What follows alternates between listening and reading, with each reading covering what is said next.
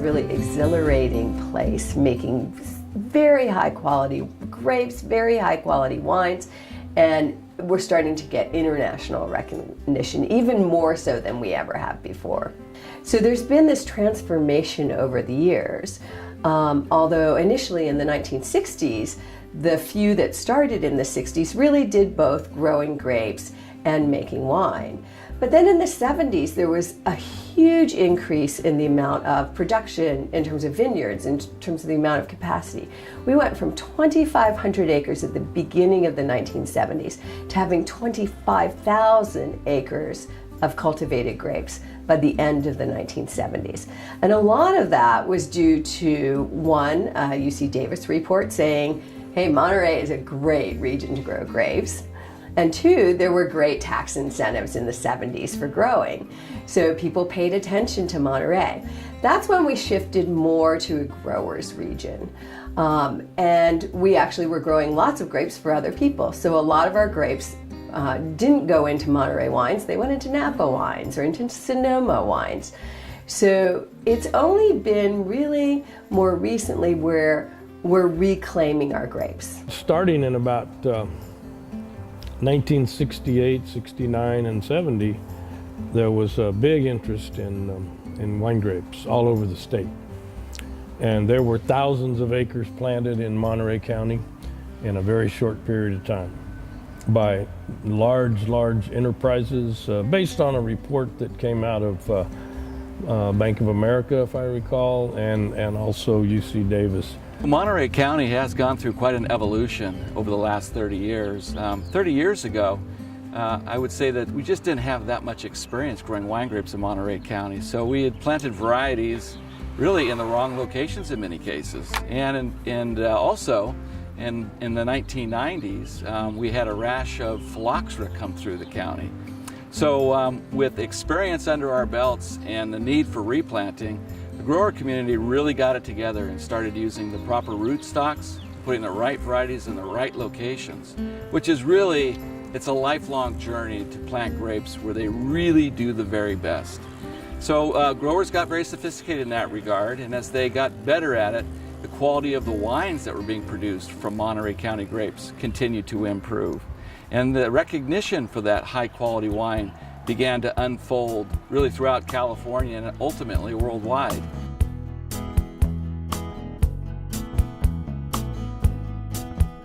It was really the discovery of these high quality grapes that started to create an idea around appellations, or AVAs, American Viticultural Areas.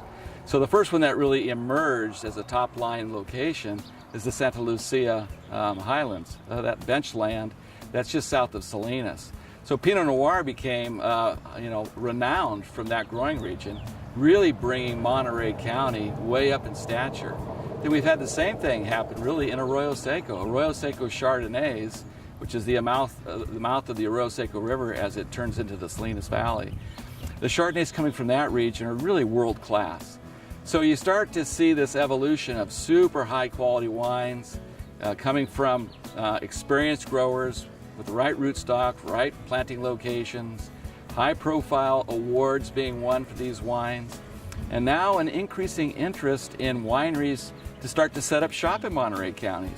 The Blue Grand Canyon that we have here in Monterey Bay is very deep, and it gives us conditions during the summer which keeps us very cool, which leads to a very long growing season. The winds typically, there's in the morning, a lot of times it's a marine layer right here where we're at, about Soledad. And very pleasant for a couple hours in the early morning, but then by noon, 1 o'clock, the winds really pick up, and Salinas Valley essentially turns into almost like a wind tunnel. We have the hot air rising down south of us in Paso Robles, and what it does, the impact that it has on the vine is that it really slows down the growth. Pinot is typically thin-skinned grape, and so with the winds, it actually toughens up the skins. So the phenolics, the things that give us our flavors, our bouquets, the tannins, the mouthfeel, are enhanced with that extra time on the vine and the impact of the wind that we get.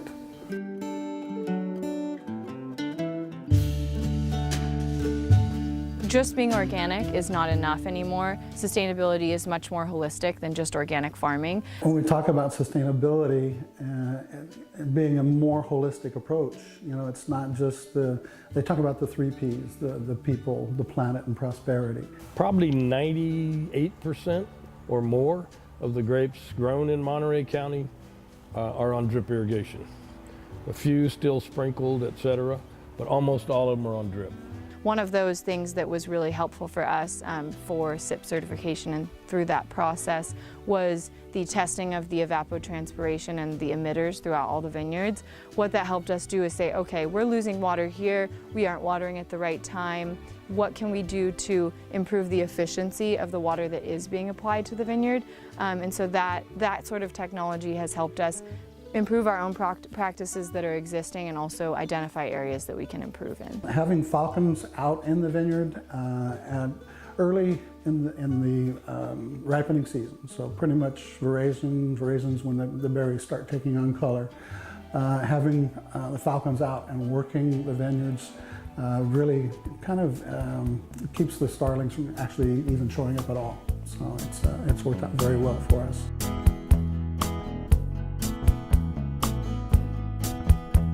Monterey wine country is a thriving area right now. We're really the wine region. Visitors from outside of the area are starting to come here and say, we want to see something different. We want to see what other grape growing regions were like in the, the burgeoning period when they were developing, when industry was new and there were fresh new faces in that industry helping develop the story of that area. And I think that's what makes me passionate about Monterey County, is that we are in that stage. We are in the development stage. We are doing and trying new things every year. We're basically rewriting what hospitality means in Monterey County.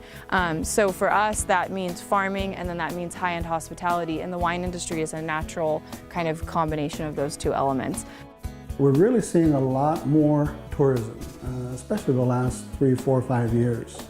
One of the things we've added here at the tasting room for consumers that come in are vineyard tours, actually getting out in ATVs and going for rides actually into the vineyard. I think consumers really want that experience above and beyond just going to a tasting room, taste wine and buy wine.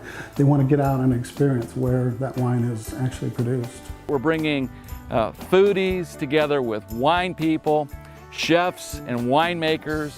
In that discovery, it's not new, but what's going to happen in Monterey County because of the depth and richness that we have here is I think you're going to see a real lifting of those 2 professions and a real coming together in a way that's world-class and world-renowned.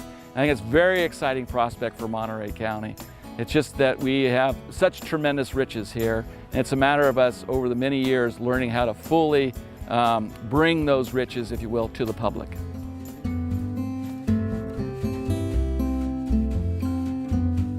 It's just a great opportunity, I think, for growth. We've got our resources. I see great promise in the future for Monterey County wine growing. Monterey County has all the pieces. We have high-end hospitality, we have really skilled workers, we have companies that have been farming for generations, and so with all those pieces, it just takes a small group to have passion to drive that forward. That's what you've seen in every wine growing region in California that's really developed and exploded, and I think Monterey County is on the cusp of that. The wines in Monterey County are finally getting their due, if you will. You get lots of wineries making wines from your grapes. Those wines get entered into wine competitions and wine riders. And after many, many years of that, you start to have some wines that have struck a chord, if you will. And they've been ranked very highly in competitions, and the word kind of gets out. So that's happened for Monterey County finally. The word is out. And as a result of that, there's a lot more interest. And that interest has created, if you will, much more visitation to wineries in Monterey County, and kind of that business element that starts to occur. More visitation, more economic interest, so more wineries have been developed. And that is happening as we speak. But I think that there's something else that I see emerging in the very near future. See, Monterey County, particularly the Salinas Valley, is really the hub of growing excellent food. This is a vegetable, strawberry, berries capital of the world.